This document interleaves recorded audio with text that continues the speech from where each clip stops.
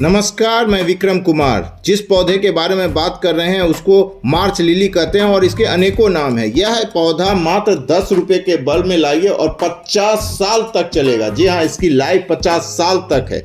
ये कंदों से लगने वाला पौधा है, बल्ब से लगने वाला पौधा है। इसे भुरभुरी मिट्टी में लगाइए और साल में एक बार खिलता है कि एक स्टिक में 4 फूल आते हैं। जी हाँ, 4 फूल, और ये फूल बहुत सुंदर और अट्रैक्टिव होते हैं। इसे अनेकों नामों से जाना जाता है, जिसमें इसको डे लिली, हेमेस लिली, अमेरिलिस लिली भी कहते हैं और बेलाडोना लिली भी कहते हैं, जर्सी लिली भी कहते हैं और मार्च लिली तो इसे कहा ही जाता है। ये गर्म जलवायु का पौधा है और 8 घंटे धूप लगने वाला पौधा है। जमीन और गमले दोनों में लग सकता है।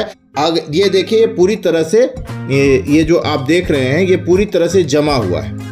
जमा हुआ का अर्थ है कि एक ही जगह सारे बल्ब हैं, जिसमें कि बड़े छोटे सारे बल्ब हैं। तो ये आप जहाँ पर भी आप देखिएगा कि केले की खेती होती, केले की खेती में जहाँ भी एक बार केला खिल गया, बनाना प्लांट जब एक बार खिल जाता है तो उसे रिपोर्टिंग कर देते हैं, उसे अलग अलग कर देते हैं, क्योंकि उसके जड़ों से ही पौधे निकलते हैं और वो पौधे छोटे बड़े सब होते हैं। तो उसे अलग अलग कर देने पर, मल्टी कर देने के बाद उसमें भी फल आने लगते हैं। वही ये है। ये देखिए, मैंने भी इसे ऐसे ही उखाड़ लिया है और उखाड़ने के बाद इसे मैं अलग अलग कर दूंगा और जो बड़े बल्ब होंगे उसको एक जगह और छोटे बल्ब जो होंगे उसको एक जगह लगा दिया जाएगा।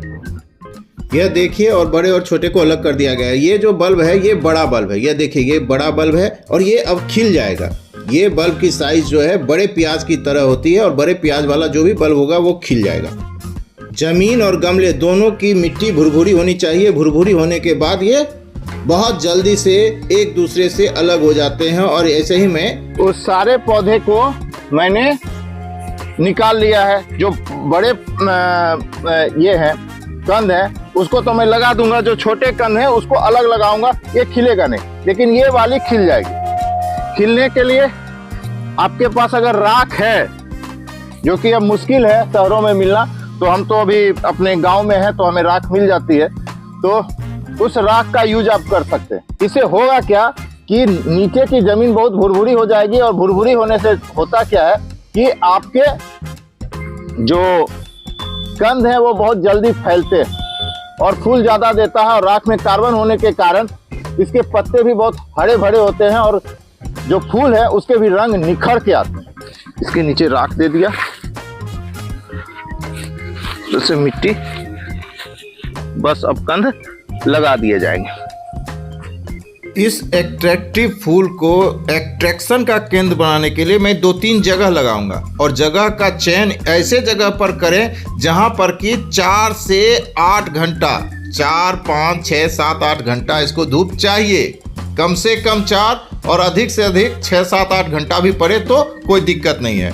और यह पौधा आपका जब धूप आएगी तब ये खिलेगा और धूप खत्म होगी तो ये बंद हो जाएगा। मतलब सूर्योदय के समय खिलेगा और सूर्यास्त के समय बंद हो जाएगा। ये इसका नेचर है। जी हाँ, और इसको लगाना बहुत आसान है। भुरभुरी मिट्टी हो या गमले की मिट्टी हो, गमले की मिट्टी में आप 40% मिट्टी और 40% गोबर और हो सके तो पिटमोस दे दीजिए, या आप सीवीड दे दीजिए, लीफ खाद दे दीजिए। बस इतना ही देना है। और ये कार्बन युक्त मिट्टी चाहिए, और ये सब चीज़ देने के बाद ये सारे तत्व कार्बन के मिल जाएंगे। अगर हरी खाद, जिसे कि हम किचन वेस्ट से बना सकते हैं, उसे बनाकर भी आप दे सकते हैं। उसके बनाने का तरीका है कि किचन के जितने भी सब्जी के छिलके, फल के छिलके, वो सब दे दीजिए एक कंटेनर में, और उसमें गुड़ दे दीजिए।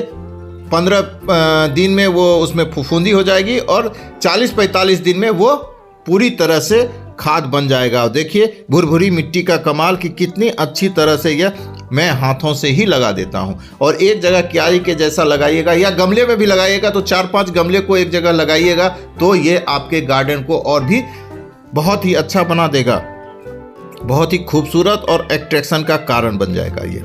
और यह पौधा आपका दक्षिण अफ्रीका के कैंप प्रांत के मूल निवासी हैं और यह अनेकों जगहों पर पाया जाता है। इसे अनेकों नामों से जाना जाता है, जिसमें कि आप इसको डेली लिली, हेमस लिली, अमेरिलियस लिली और लेकिन इसका वैज्ञानिक नाम या बॉटनिकल नेम हेमेरोकेलिस के नाम से जाना जाता है। इसके अनेक प्रजाति हैं जिसको कि बसंत ऋतु से आपका समझिए तो इसको खिलना स्टार्ट होता है। शरद ऋतु में ये प्रजाति नहीं खिलती, लेकिन इसकी बहुत सी प्रजाति है जो कि शरद ऋतु में भी खिलती है।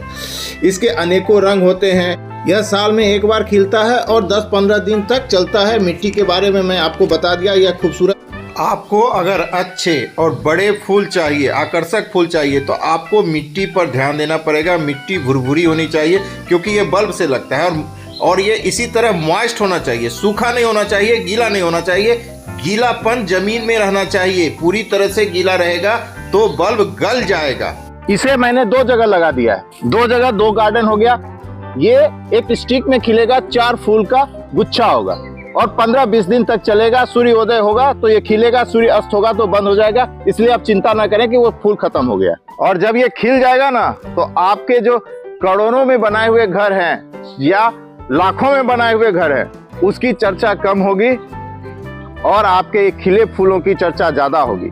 लोग कहेंगे कहाँ से लाए हैं, क्या लाए हैं, तब उसे बताइएगा कि मैंने 10 रुपए के कंद में इतना अच्छा फूल लगाया है। और आपको भी देंगे। जब ये बरसात के समय में जब पानी जमेगी तो इसको मत रहने दीजिएगा जहां पानी जमती है जमीन में, या गमले में भी है तो उसे निकाल दीजिएगा कि वो खिलेगा नहीं। उसमें कोई सीजनल फूल उस समय आप लगा लीजिएगा सितंबर में। और इसके बड़े बल्ब को आप सेव करके रख दीजिएगा, कहीं नहीं सूखेगा, कुछ नहीं होगा इसको। बस आप जनवरी लास्ट या फरवरी फर्स्ट में इसके बल्ब को लगा दीजिएगा। जो मिट्टी ने मैंने बताया है वो मिट्टी लगा दीजिएगा। इसके मजे लीजिए, ये खूबसूरत फूलों के मजे लीजिए।